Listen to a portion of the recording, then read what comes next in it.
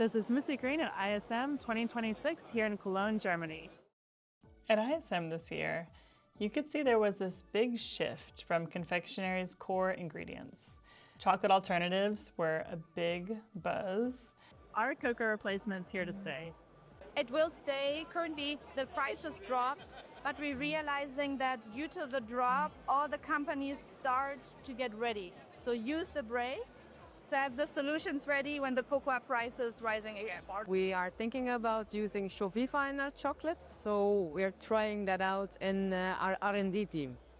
I actually believe in the ChoViva option as well because the distance is shorter, the chain is smaller. There was also a lot of vegan innovation. And what that really brings is a wider audience. In the past, the trend was going to vegan. But what you see now is it is even the standard. People recognise our Juicy Drop Chews and our Juicy Drop Gummies products that have been around the market for a while. Something that we've found as a trend, something that's really important, is having vegan formulation. So as part of our programme this year, we're changing our chews and gummies products into a vegan formulation. So you'll see on the back here that we've got, so now it'll be gluten-free, halal, vegan and vegetarian. And that'll be across all our markets, whether that's Europe, UK and the Middle East as well, which opens up a new market in terms of getting those chew products in where previously we weren't able to. Think of making it plant-based. You can spread it everywhere and it doesn't matter which group you target, you can go for it. In some cases, it even improved the taste. It's actually a formulation that tastes better now than it did previously, which actually makes quite a big difference. We tested it on kids in the UK and Spain to see how that would work out, and actually preferred it versus our current formulation. So I think we're rolling out across the board.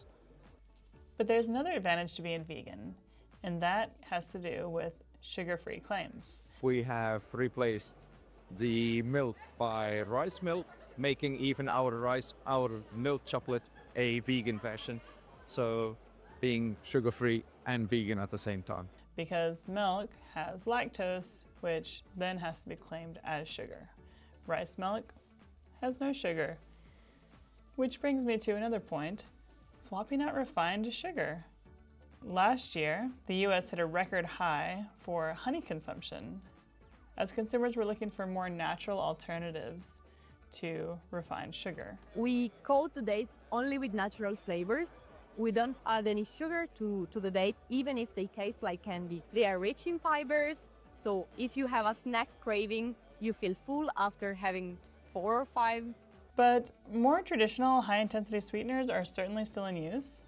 We take out all the sugar, replace that by some of the sweeteners, whether that's stevia, erythritol, maltitol, isomalt. Besides that, we have added as well 8% of prebiotic fiber, which is resistant dextrin, better for your gut health. And we've added that in all of our candies. As a result, all of our candies get Nutri-Score A, so basically the healthiest candies in the world. We offer sugar-reduced candy, basically all the way from Sweden. And we use a artificial sweetener mix called Uriba, which we have patented.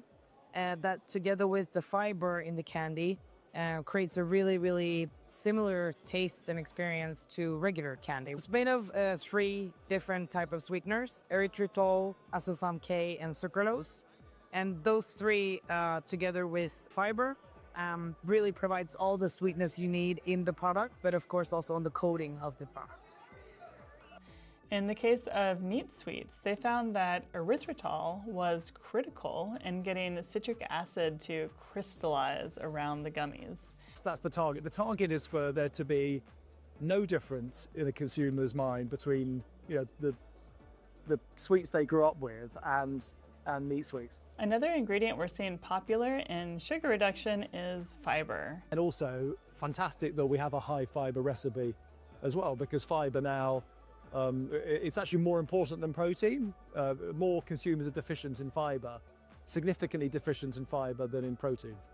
So the fiber that we use gives a part of the sweetness and has a digestion function as well. So that's definitely where I would say that's where the market is going for there. It's going towards the prebiotics. It's going for extra 5, definitely. That's If you would ask me where will the market be by 2030, that's what it is.